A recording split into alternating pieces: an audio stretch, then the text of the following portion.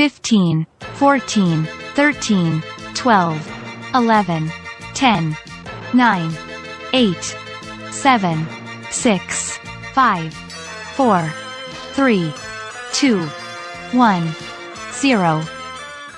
Welcome to Pilot Season, Cartoon Edition, the podcast where we go back to the very beginning and review the very first episodes of the cartoon shows that helped shape generations. Each episode, our panel dives into the pilot of a classic animated series, breaking down first impressions, unforgettable characters, iconic moments, and whether that very first episode still holds up today. In Season 1, we'll be covering legendary cartoons like He-Man and the Masters of the Universe, The Simpsons, Robotech, Robot Chicken, Thundercats, Voltron, and more. From action-packed adventures to groundbreaking comedy, we're taking it all the way back to where these animated classics began.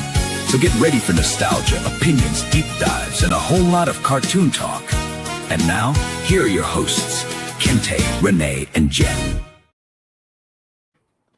Hello, and welcome to the first episode of Pilot Season Cartoon Edition. I am one of your hosts, Kinte, all the way live from Los Angeles, California, and I'm joined by my one and only co-host, the only, Jen.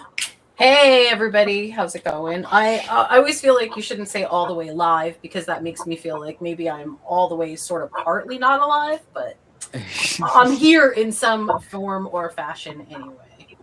All right. And joining us on our panel, and hopefully they'll become regulars on our panel, we have, we'll start off with Alan. How you doing, Alan? Tell us a little bit about yourself, brother. I'm doing good. I am the sole creator, the artist and writer of 3 different series, a travel parody called Damn Tourist, a sci-fi book called Cosmic Force, and a comic strip series called The Figure of Speech Mangas, which I promote and sell at various conventions across California and the U.S. Nice. All right. Welcome. Comic books, that's what's up. And this gentleman, I know him very well. I changed his diapers. Oh, that's embarrassing. It's the one and only John. But believe me, a lot of people change mine, so it's all good. How you doing, man? Hey, how you guys doing? Yeah, my name is John. AKA Eyesight is one of my names. I'm CEO of Eyesight Productions LLC. It's a multimedia production company. We do everything from video production, photography, VFX, game design, website design, editing, you name it. And then I pretty much do graphic design, film, photography full time, and also IT. Wow, that's a one-stop shop. Yeah. Man, between y'all two, we can get a lot done. Yeah. Let's do it. Let's do it. That's a full resume. All right. There's a lot more, but I'm gonna keep it low key. That's only about 10-15%. Low key or low key? Yeah, both. All right. So before we get started, I'll give somebody $1 if they can tell me what was the music I used as the background music for the intro. Ooh. It's a cartoon theme song. Sound like Transformers. That's right. That Wow. is it. Yeah. That is it. And that really you can make that into a really nice hip hop beat, by the way. Oh yeah. But yeah, that was from Transformers theme song, which is so dope. That's a dope theme song. So it's more than meets the eye and more than meets the ear, both? Yes. All right, so for our pilot episode, I wanted to start off with He-Man for a couple of reasons. It's one of those shows that I definitely watched when I was a kid. I had the toys. I had the Grayskull Castle. I had a Battle Cat. I had Adam, a.k.a. He-Man. I had a Skeletor. Me and John's father, we used to play games.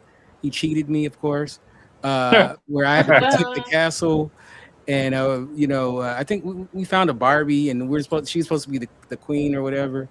and we had army men, and and he would always win with these made up rules. He's 10 years older than me, my brother.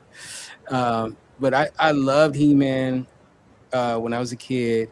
When the theme would come on, I would recite it, about the powers of Grayskull. I mean, I was totally into that, and I mean, I love, my favorite character was Skeletor, of course, and then my favorite good guy was Battle Cat. I love Battle Cat. For some reason, he was like everything to me, Cringer, not so much, but Battle Cat, I definitely enjoy.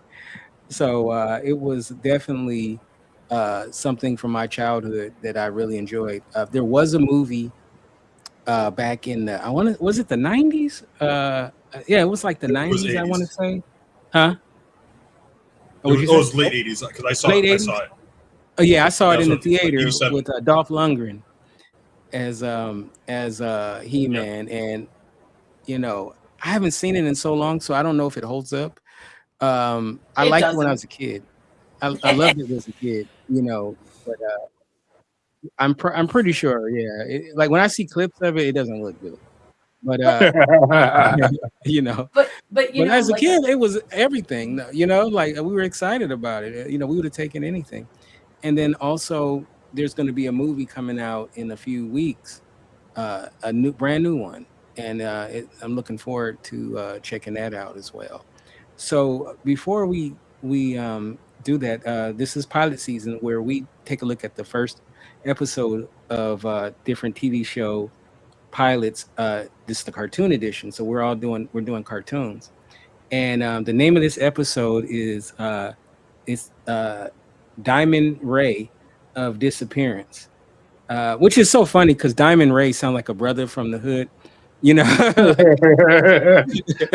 like, oh, Diamond Ray, old player, old school player, Yeah.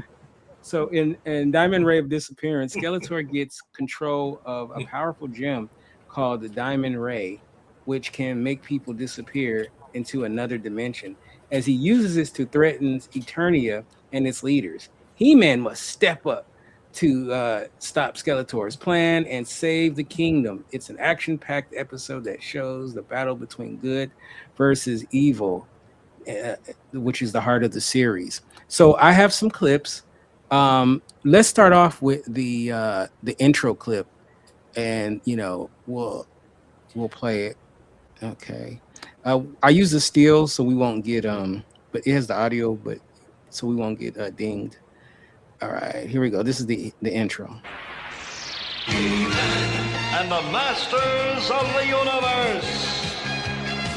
I am Adam, Prince of Eternia and defender of the secrets of Castle Grayskull. This is Cringer, my fearless friend. Fabulous secret powers were revealed to me the day I held aloft my magic sword and said, "By the power of Grayskull,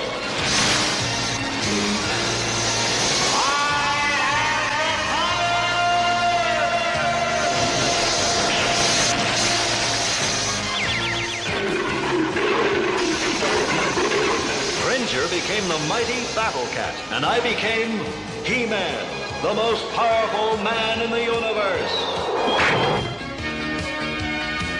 Only 3 others share this secret.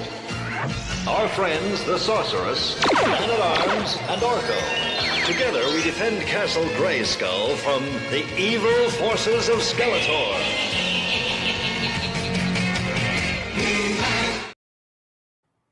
All right. So let's start off with you, Jen. What stood out to you right away about this episode, this pilot episode? Okay, so the first thing that stands out to me as the pilot episode is that it's not the episode that is the Secrets of Castle Grayskull. Meaning, like, and I know this is sort of meta, but it's funny that this is the first episode when it seems like chronologically it should be the one where we find out that Prince Adam is He-Man. But that's a different episode.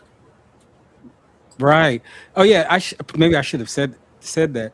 For some reason, they aired this one first, and the fourth one is technically the first one they did. So it was kind of like this one is considered the pilot because it was the first one that aired. But It's the fourth funny. one, yeah. I think, okay, so I got a couple of notes about this. One, I absolutely love Merman. The design and everything, it's funny, but it's so iconic. That, and also, I mean, obviously, Evelyn is Evelyn and all that, but Merman and Trapjaw are my favorite designs. And it's funny because in this episode, you can already see, based on what you see later, that they are really doing the all-out 80s animation with this, where everything has a place on the screen, and it looks gorgeous. Even after all these years, this animation really held up. That's my sort of initial overview. I am so excited by how well this sort of stands up to the test of time in terms of the animation itself. It still looks really good. Yes.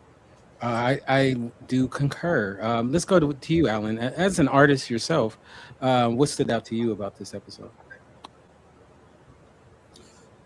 Yeah, I think also the design, because you look back at some cartoons like this and you think that you'll see something that doesn't really hold up, but in this case it really does, just because it's a simple, line design style, which is actually kind of the designs I like to do growing up, because I'd watched cartoons like this, so this was part of the inspiration for the way some of my art looked. So I really liked how a lot of them looked, and it was also just reminding you of some of the characters that that were introduced. I think the one I always knew the most was probably Merman. So everybody else was just I kind of remember that guy. And as they're being introduced and being brought over, they're just bringing them in. Yeah, and it was, and that was just kind of a cool moment. Just it's getting back into the things oh yeah, that's why I watch this, because it had been a long time since I had watched a lot of He-Man episodes. So it's just bringing me back. I knew that Jen would like Merman because there was this movie, Shape of Water. Shape of Water. Shape of Water. I knew where you were the that. woman's in love with this fish dude. And so, of course, you like Merman, Jen, because she was like, you know what, I like that fish guy, It's a running joke on this podcast. Anything that's aquatic, you can just send it over to me. Right? Shouldn't it be like Mer Butler instead of mermaid, right? Mer Butler. That's good. Yeah, that's good. That's good. So, what about you, John? What stood out to you about this episode? Well, actually, yeah. When I started watching it, I was like, okay, is this going to be some super corny stuff that's going to be cringe the whole time? Mm-hmm. So, but actually, it still holds up because of that. The way that they did the color and things with the old school animation, especially the big production stuff, it holds up just because how they did it. So it's everything is like an art piece, each frame by frame. So that type of stuff, you can pause anywhere and you get a good still out of it. So yeah, the artwork, the color and everything still holds up. The voice acting is actually incredible too. Yeah. And what stand out for me, my favorite is just Skeletor. That dude is funny. Because I never really watched the show, but I knew about it, and of course I knew about Skeletor, and meme culture, they meme the hell out of Skeletor. So yeah, that is actually it was pretty good, and yeah. And what a perfect segue! Thank you, John, because I'm gonna play a clip that kind of sets up the episode, and it features Skeletor. So here we go. You don't recognize it, do you, Beast Man? In this box lies the lost Diamond Ray of Disappearance. The Diamond Ray? But that makes those who see it. I know what it does, Furface. Furface? Hilarious. Let me tell you, for a skeleton, Skeletor is ripped. That guy's got some muscles. Yes, you're muted, John. Yeah, he is. He's Oh, pretty. yeah. Buff Skeletor. All right, so let's talk about the Diamond Ray of Disappearance. We'll start off with you, John. What you think about that as the kind of the thing that sets the story off? I thought it was pretty funny. Yeah, it's super funny because it's like talk about a good MacGuffin, right? But it's not a MacGuffin. But yeah, it's just it's cool because you're watching a lot of Justice League and things like that, and bunch of Marvel stuff. There's always some. That's like what now? That's like an Infinity Stone type thing, right? So it's one of those that it's way too overpowered for what it is, and you don't want to be caught in that, because then that's what I'm thinking of where it sends them, right? It sends you to another dimension, and if that's like DC's like mirror zone or Marvel's negative zone, that's just somewhere you don't want to be, right? It's like a void of just darkness and emptiness, just hell, and it's probably one of the worst things that you can do to a living being is send them to like a weird void dimension. Yes, R.I.P. that little red lizard. R.I.P. I know. Yeah, he didn't do nothing to nobody. He didn't deserve that, And he didn't even come back in the end when it was defeated. No, he's living his best life someplace else. That's I know. He might have said "F y'all." The funny part, though, I should have clipped this, is when he asked his goons, "Does anybody want to volunteer?" And they was like, "Nope." No, you got Lions toys. Rain. Yeah, that was funny. This is one of my favorite parts of He-Man altogether. It's the snarkiness. So he's testing them. That is just so. It's like there's so much in He-Man that is dripping with sarcasm, and like little kids probably wouldn't get it, but every grown-up that had to watch He-Man totally gets it. And I absolutely love that because there's something for everybody, but it just makes it watching as an adult that much more funny. Now, let's start with you, Alan, with this question. So in this episode, we're introduced to quite a bit of characters, good and bad. Let's start off with the good guys. What is your take on some of the good guy characters, especially? We'll start off with, of course, our main character, Adams, aka He-Man, and Cringer and Battle Cat. What did you think about their characters as well as Man at Arms? What did you think about that? Well, on top of the team dynamic you get with Man at Arms and the other heroic characters, and I found this, and this is going through my mind even like watching it as a kid, because I was also a big Superman fan. There was a lot of parallels between the two, between He-Man, Battle Cat, and all that. So there's definitely that dual identity going on. So that actually got me into it a little bit quicker. So that was really good. I will say, of some of like the heroic characters, I did, and this is as a kid, I did actually get really wrapped up into a lot of the comic relief characters. Some that people don't really like as much. So I was a big Orko fan. So actually, when the movie came out, he wasn't in, I was upset. But same. I mean, everyone like Man at Arms, his weapons are kind of cool. But yeah, I think I just like where Orko looked. Like it was just a cool design. It was like, are we going to find out like what his face looks like? And we never did. Yeah, I think in the new movie, Idris Elba is playing Man at Arms in the movie. I think I believe he is playing him. So they blackened Man at Arms up, which is kind of funny.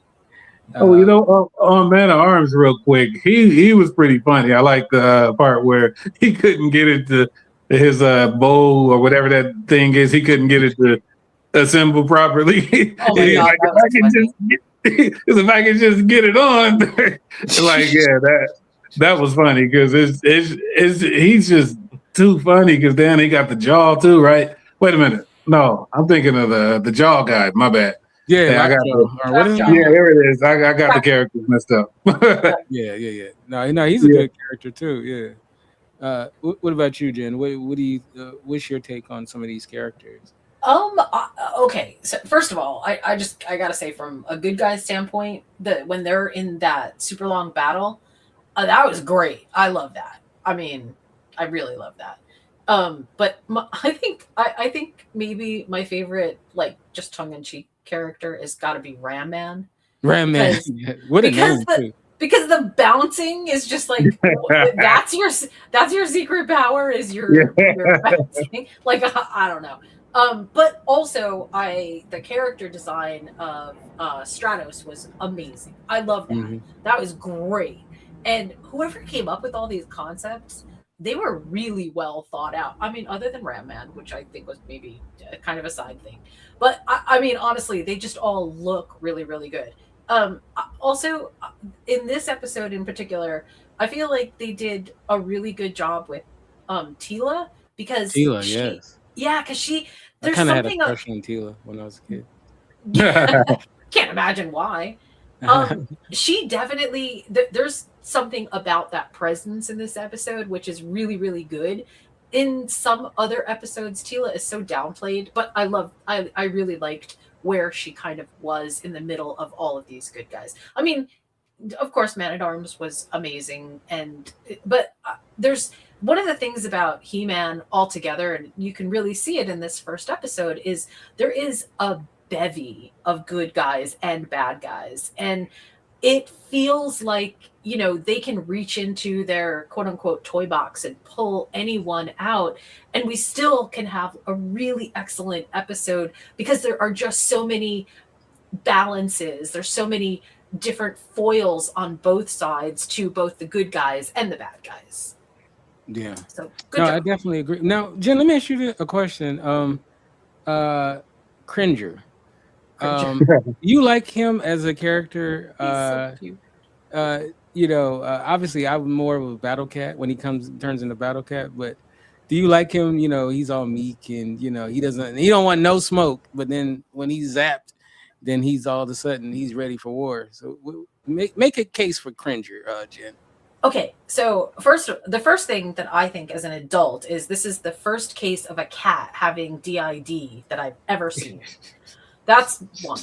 But two, okay, so Cringer, this sort of gets to the secret lore of Grayskull, right? It doesn't just change you physically, it changes everything about you. It changes your whole persona. And that, I think, is best personified with Cringer, because Battle Cat is nothing like Cringer, but Prince Adam is not necessarily so far off from He-Man that we would go, oh, that just seems impossible. So I think I see what they were trying to do. I just wish they had done it more with like Prince Adam being a little bit more different than He-Man, because I think the transformation is so big with Cringer and Battle Cat that it's like, obviously that power does something to you. Do you know what I mean? Right. And what a name, like that fits kind of now, cringe, because people use the word cringe all the time. So yeah, that's the first thing I thought of when I heard his name, and you see how he looks. I was like, yeah, Cringer, that's perfect. That definitely holds up to today. but he is really cute, and let's face it, he's got a whole racket going because he is so shy and meek. He's got every single person all around him always wanting to protect him and kind of welcome him with open arms. So he's super smart.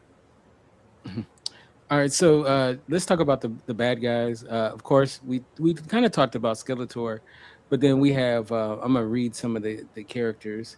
We have Skeletor, of course, Beastman, Evil Lyn, Merman, Trapjaw, Triclops, Panther. We have Cobra Khan. Huh? What? There's a character called that in this?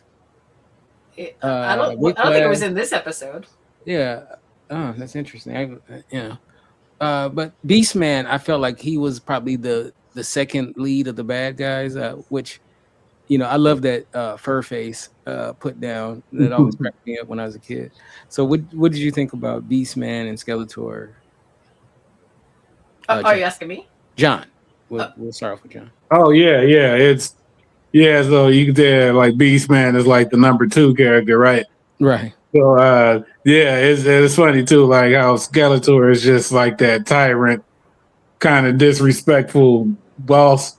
So he doesn't care. He's just gonna downplay all that, do what I say when I say it, and that's it. I don't care about y'all, you know.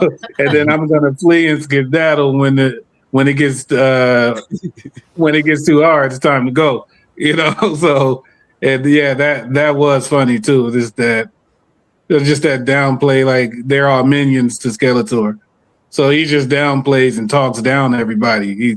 He's a douchebag, actually, you know. But it's just perfect. It's a great bad guy. Let me ask the panel this question: why is Skeletor the boss? I mean, is he really about that life? Like, why should they be afraid of him? Like, is he like? We'll start with you, Alan. Like, why is Skeletor the boss? Like, it's not like he's that powerful. I think they could probably take him. You know, like, what makes him the boss? Is it he's the smartest one? Is it, you know? Which doesn't say much about the rest of the crew. He's the smartest one. So, Alan, so why do you think he is the boss? I'd say I think it's because he's the loudest. He's doing like all these insults, and I mean, there's this YouTube clip where it's just nothing but like Skeletor insults, and the one he likes calling everybody boobs. Like just incompetent boob or something like that. But at the same time, Evelyn is about on that same level. So I'm surprised that Evelyn wouldn't be the boss, because that's like the second most like intimidating of those characters. I think Skeletor is just that much louder than say like Evelyn, and I think with all those insults, I think that just kind of makes. Also, he does have the staff. Yeah. Okay. If you date real quick, if you date a woman named Evelyn and she does you dirty, you have no reason to complain. Yeah, her name is literally telling you what she's all about. Yeah. I have a take on Skeletor. Okay. Okay, so I know this isn't in the pilot episode, but later on we find out that Skeletor was the student of Hordak, and he was the most powerful warlord, and that's where Skeletor learned all of his sort of evil tricks, but also it's where he kind of got his magical the idea for all of his magical powers. And we know that one of the things that makes Skeletor the most scary, and probably why everybody is a minion to him, is because Skeletor can create his own magical weapons, and that sort of is always changing things up. So I mean, that's what I know about He-Man. Wow, you know what? Just that one explanation, I feel so dorky that I don't even know how to explain that. Wow, that was scary. We're all nerds here, right? We're all super nerds here. So we got to be. But you know what? I was thinking the same thing you just said, because when I was watching the episode, like how Skeletor is able to summon them all back, right? Just teleport them all to where they are. So I was like, oh yeah, this guy has these crazy magic powers, right? Yeah. You know, a bunch of plot magic or whatever. So I guess that's probably why, like, he can actually if he could just teleport people like that, he should be able to teleport somebody into the sun or something, right? And that's it. Right. I mean, look what he did to the lizard. You know, nobody wants that. You know, rest in peace. Rest in peace to the lizard. I know that lizard, yeah. That lizard got done dirty for no reason. I know. He wasn't doing nothing to nobody. He was a giant lizard, though. That was pretty big. He was pretty big. All right, so I'm going to play the clip. This kind of like the last confrontation between He-Man and Skeletor. Fight, you cowards! Fight! You fight, Skeletor. As you wish, He-Man. But now that you're close enough, look at this! No thanks, but have a look for yourself. No, keep it away! The diamond's gone. Let's get out of here. Not before I leave He-Man with something to play with.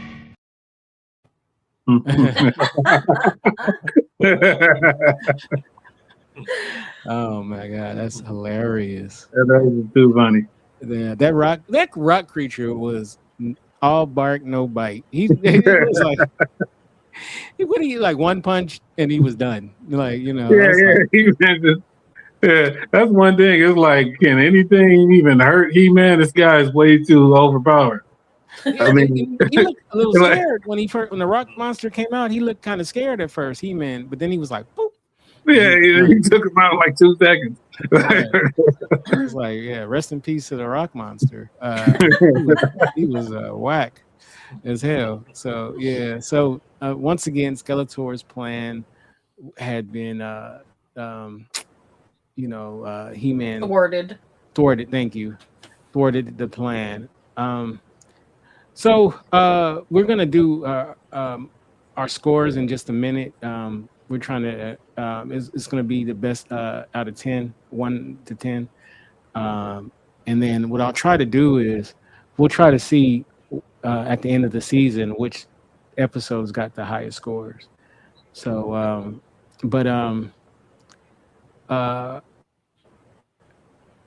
let's go to you, Jen. What do you think about He-Man's legacy? From the show that came out in the 80s, the toys, and all of that kind of stuff, to where it sits at now. Do you see it as one of the premier 80s cartoons? Oh, definitely. I see it right up there with Transformers, and I feel the same way about He-Man that I feel about a lot of sort of 80s legacy media. It paved the way for what we know today to be some of the really creative fantasy epics. But without He-Man episodes are tropes all by themselves. So they lend themselves to all kinds of other writers coming along and borrowing a page from He-Man.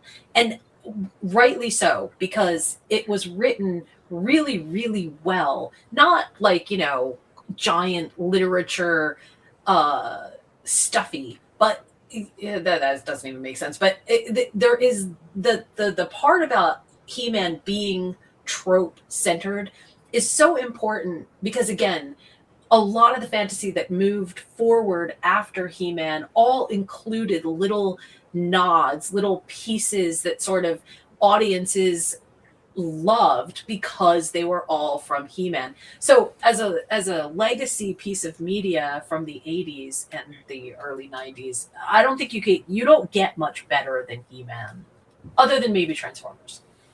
Yeah, I would definitely agree with that. What about you, Alan? What about you? How do you feel like about the show's legacy?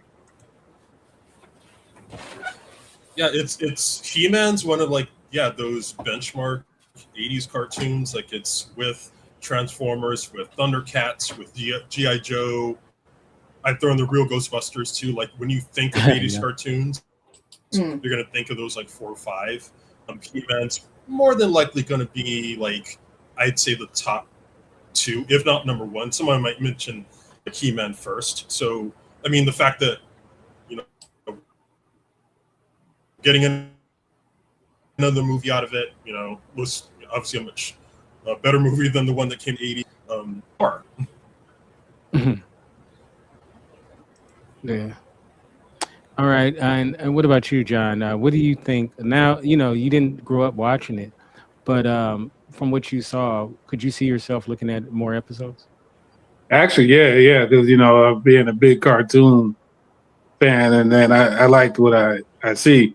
One thing, like I said earlier, obviously it stood the test of time because meme culture brought it back alive, especially 2010, and a lot of stuff I watched, a lot of YouTube guys just memeing the hell out of Skeletor, especially his laugh and all that. And so it's obviously got a legacy that lasted, in popular culture still to this day. So and once again, like the artwork and everything, that style of artwork, especially old school animation where they drew on film and things like that, because of the characteristics of it and the style of it. Like it's like artwork that's, it's the artist's interpretation of what the design and style that they wanted. So because of that, it has like a timeless look. There were other stuff that looked like that where you can see it with their mouth and the way they speak, but that style will still work in any era. And that's what's cool about animation, actually. Like a lot of older movies, oh man, this just looks old because of the way, film techniques and all that.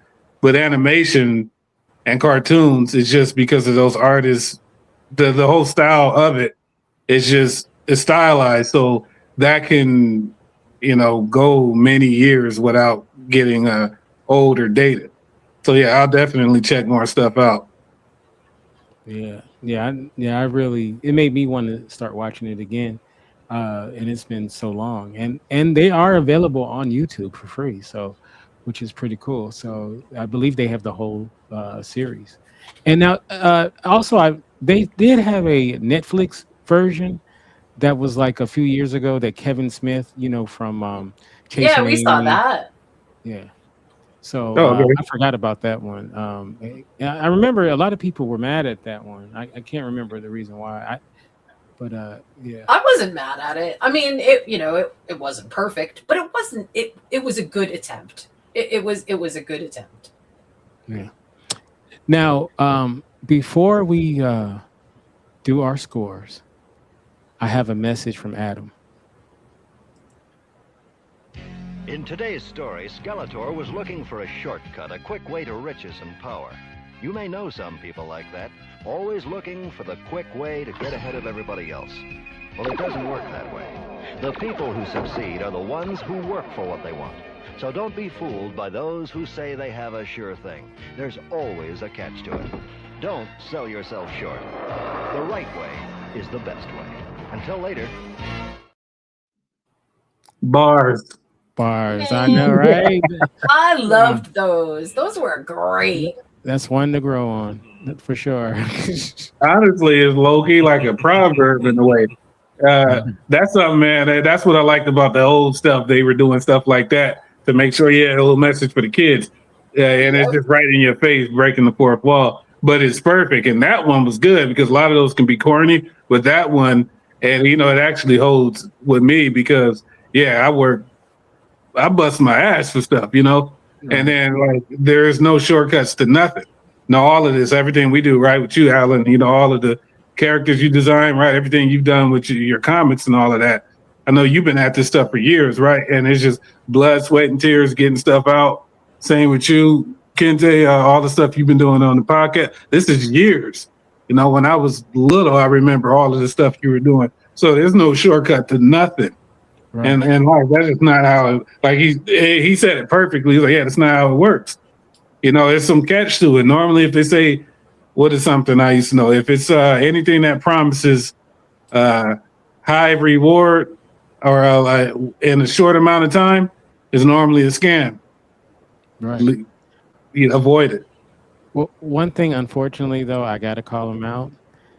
He does have a shortcut because he just pulls out that sword and now he can kick butt. So he kind of was full of it. but give me a sword and then I can kick ass too, right? Yeah, he got that affinity he's stone. The chosen one, though. The chosen one always gets the easy way out. He's, main character syndrome is a thing. Right. And since Skeletor is always looking for a shortcut, do you think he's on steroids? Is that how he got so buff? Oh, no doubt. No doubt. He's taking some kind of Necronomicon steroids or something. Oh, wow. Yeah. Wow. Yeah, he's on that old school Ozempic.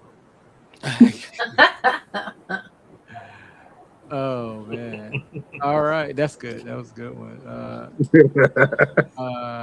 Right. So I'm going to, all right. So we're going to give our scores.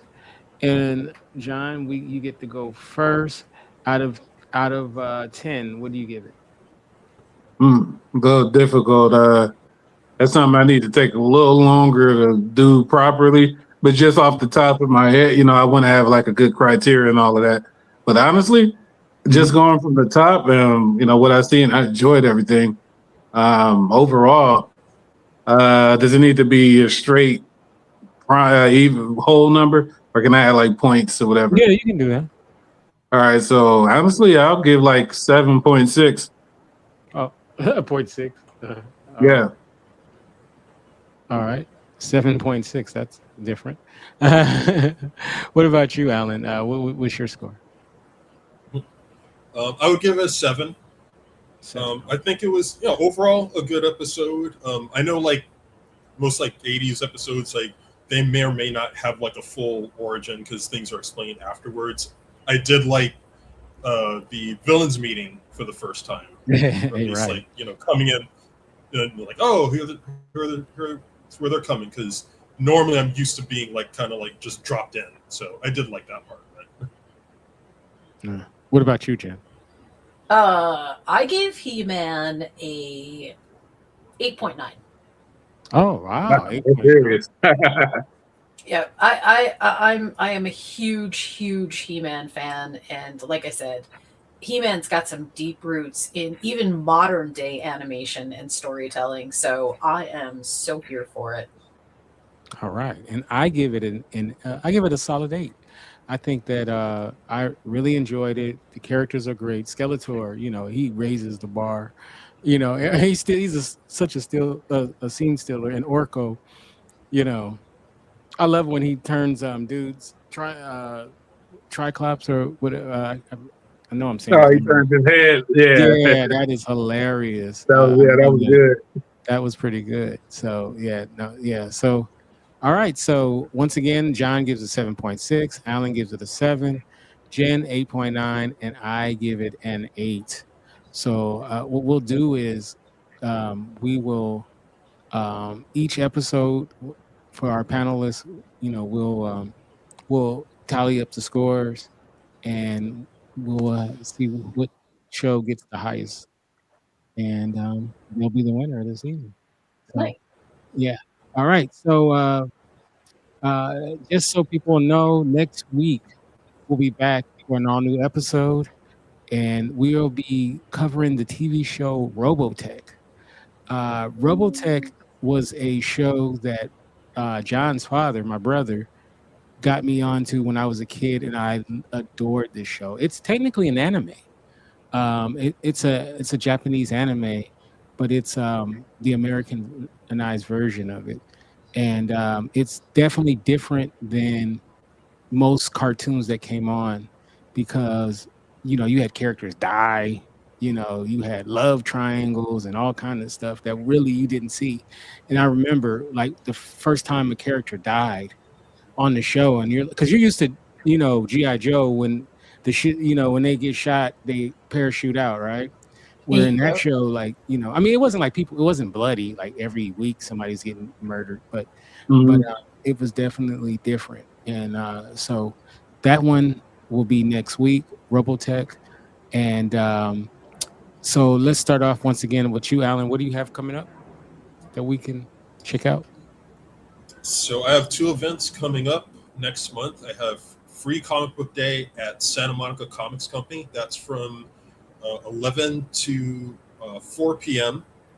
And I'll be signing purchase copies of my Damn Tourist series. I'll be doing free sketches, and I have a live version of my Mongoose Mondays illustration game that I do on social media. I also have an appearance at Anacon. That's at Anaheim Central Library, a little comic convention at their local library. That's Saturday, May 16th from 10 a.m. to 4 p.m. And I'll also be selling Damn Tourists there as well, which I also have my new 7th issue of Damn Tourists, where they go to the Sturgis Biker Rally in South Dakota, as well as a lot of other places, and just wreak unintentional havoc. So that's what I'll be doing for next month.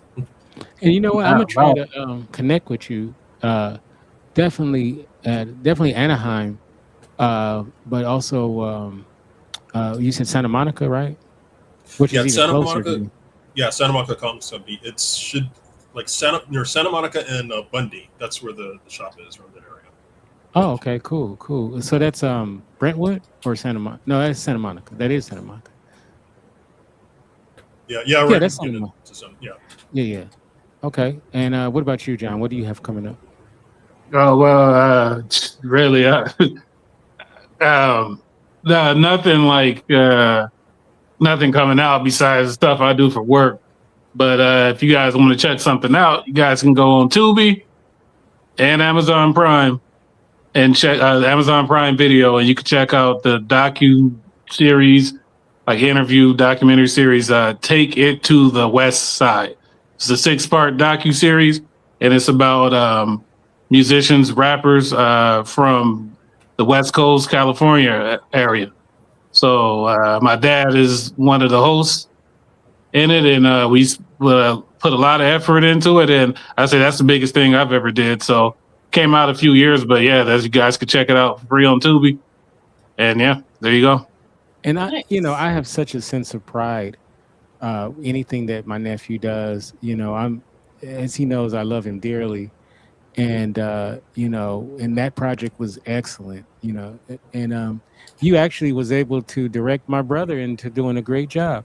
So kudos on that as well. I was so proud of my bro too, and both of you guys. So yeah, you guys definitely check that out. Some great interviews with there as well, and hopefully it comes back. Is there any chance of that coming back? Yeah. Since I'm in NorCal right now, I was talking to Rayford Berryman. He's the director and the producer of the series. Diamond Ray. Yeah.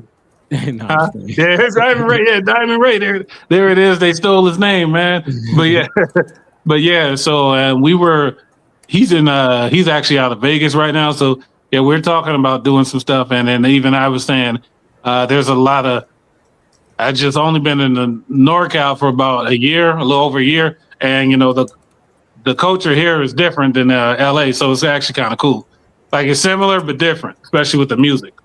So there's a whole bunch of people, up here. So I was like, man, I could do season 2 with like NorCal Bay Area rappers, which is something we're thinking about, but nothing right now. But yeah, we got other little stuff in the works.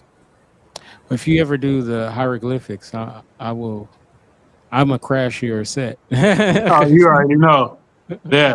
And just saying real quick, since Kinte mentioned, well, Uncle Kinte, that's what I call him.